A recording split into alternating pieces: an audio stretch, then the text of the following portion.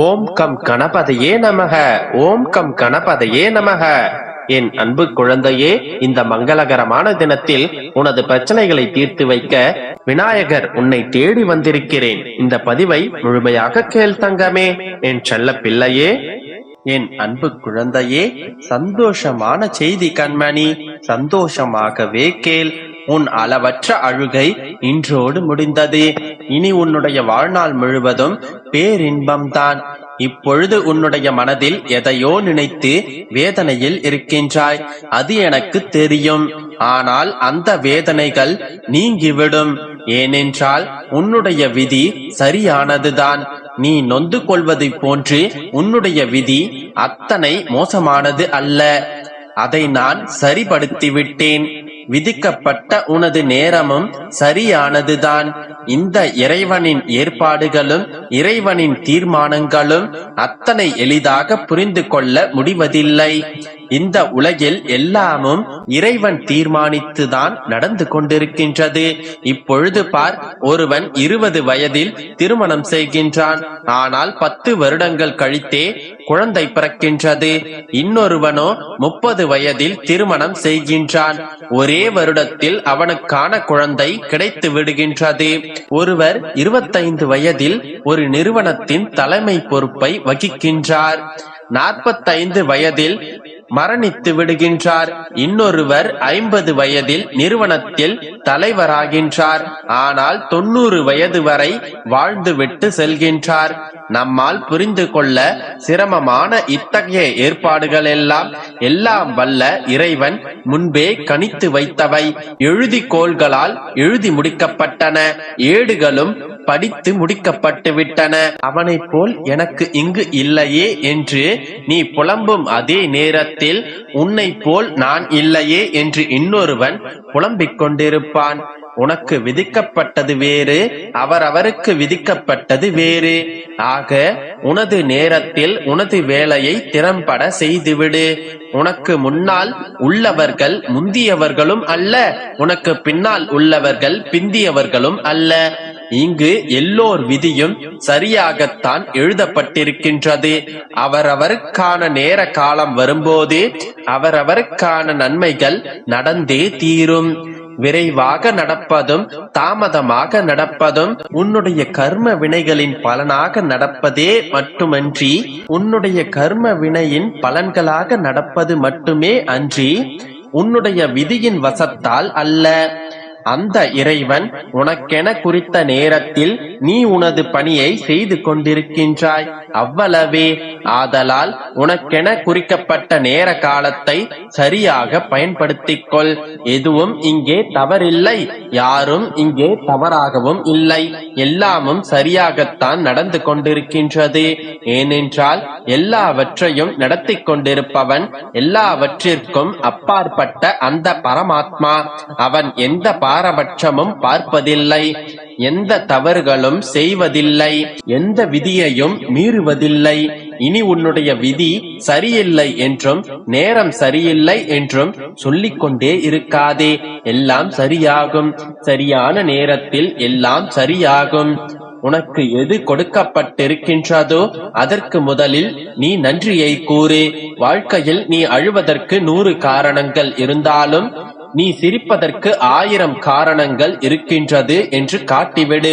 எதையும் நேர்மறையாய் எதிர்கொள். மாற்றி சிந்தி. உன்னுடைய வாழ்க்கை அழகாகும் கண்மணி.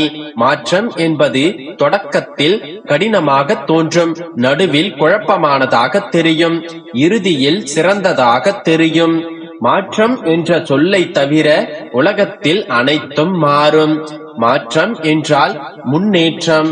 தொடர்ந்து செயல்படுத்திக் கொண்டே இரு. உனக்கு வெற்றி நிச்சயம். இனி உன்னுடைய விதியை பற்றி கவலைப்படாமல் இரு. இனி உன்னுடைய மதியை பயன்படுத்தி வெற்றிக்கான பாதையில் சென்று கொண்டே இரு. நீ எப்பொழுது என்னை சரணடைந்து விட்டாயோ அப்போதே உன்னுடைய விதியை நான் மாற்றி எழுதிவிட்டேன். உனக்கு சாதகமாகவும் மாற்றிவிட்டேன். எனவே இன்று முதல் மகிழ்ச்சியாக மட்டுமிரு. மற்ற எல்லாவற்றையும் நான் பார்த்துக் கொள்கின்றேன். நம்பிக்கையோடு இரு. என் குழந்தையே, இன்று இரவு இதை கேட்டு உறங்கு. நாளை நீ எதிர்பாராத இடத்திலிருந்து ஒரு உதவி உனக்கு வரும். இதுவரை உன்னாலான முயற்சிகளை செய்துவிட்டு இதற்கு மேல் என்னால் முடியாது அப்பா என்று என் முகத்தை பார்த்து கொண்டிருக்கின்றாய்.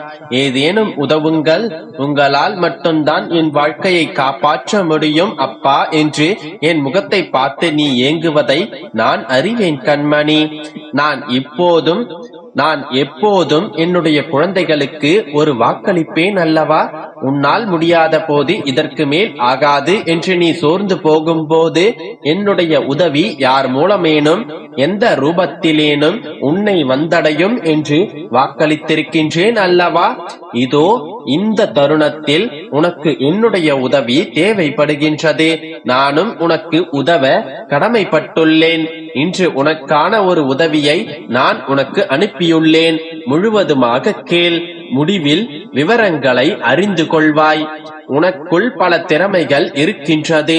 ஆனால் அது தெரியாமல் உன்னை ஒதுக்குகின்றனர்.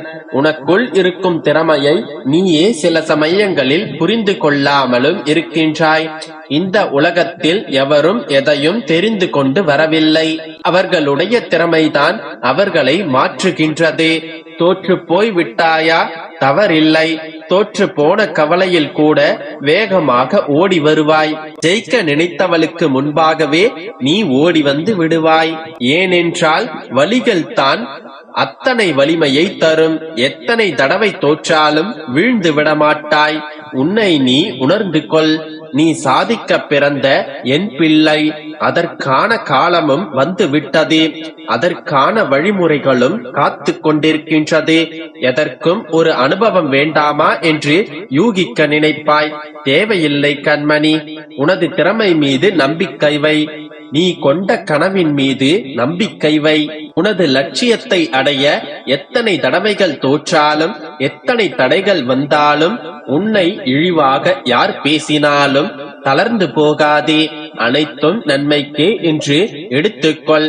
தோல்வி, அவமானம், புறக்கணிப்பு போன்றவைதான் நீ வெற்றி பெற உன்னை தூண்டிவிடும் தூண்டுகோல்கள். கீழே விழுந்தாலும் எழுந்து ஓடத் தொடங்கு. வெற்றி உனக்காகத்தான் காத்து கொண்டிருக்கின்றது. உனது எண்ணங்கள் எல்லாம் விரைவில் நிறைவேறும். உன்னுடைய கனவுகள் எல்லாம் விரைவில் பூர்த்தியாகும். உன்னை தேடி அதிர்ஷ்டம் வரும் நேரம் இது. இது தெரியாமல் புலம்பிக் கொண்டே இருக்கின்றாய். ஆம் தங்கமே, உன்னை தேடி அதிர்ஷ்டம் வரும். நீ என்னிடம் கேட்ட உதவி நிச்சயம் உன்னை வந்தடையும். அது நீ நினைத்து பார்க்காத நேரத்தில், நினைத்து பார்க்காத நபர் மூலம், நினைத்து பார்க்காத இடத்திலிருந்து சட்டென்று வரும். என் உதவியை நிறைவாய் பெற்றுக் கொள்வாய். அதுவரை கடந்து போன நாட்களுக்காக கவலைப்பட்டு கொண்டே இருக்காதே. நீ இன்னும் நடந்து செல்ல நிறைய நாட்கள், நிறைய பாதைகள் உண்டு. எதிர்கால எதிர்பார்ப்புகளில் உன்னுடைய மனதை நீ ஈடுபடுத்திக் கொண்டே இருந்தாயானால் நிகழ்காலத்தின் அழகு உன்னுடைய கண்களுக்கு தெரியாமலே போய்விடும். நீ எப்போதும் எதையாவது எதிர்பார்த்துக் கொண்டே இருந்தால் ஏற்கனவே உன்னுடைய வாழ்க்கையில் நடந்தவற்றை அடையாளம் காண தவறிவிடுவாய். நான் எப்போதும் உனக்கு கூறும் அறிவுரை, எப்போதும் நேர்மறையாக மட்டும் சிந்தித்துக் கொண்டு வா. காலையில் கண்விழிக்கும் போதே நல்ல நேர்மறையான வார்த்தைகளை படித்துக் கொண்டோ கேட்டுக்கொண்டோ துவங்கு. இன்று இந்த நாள் எனக்கு வெற்றியை தரும் என்று மனதிற்குள் சொல்லிக்கொள். இழுபறியான காரியங்கள் ஒரு முடிவிற்கு வந்துவிடும். நான் எதிர்பார்த்த செய்திகள் நிச்சயம் என் செவி வந்து சேரும் என்றெல்லாம் நேர்மறையான எண்ணங்களோடு ஒவ்வொரு நாளையும் தொடங்கு. நிச்சயம் நாளை ஒரு மிகப்பெரிய உதவி உன்னை தேடி வந்து சேரும். நம்பிக்கை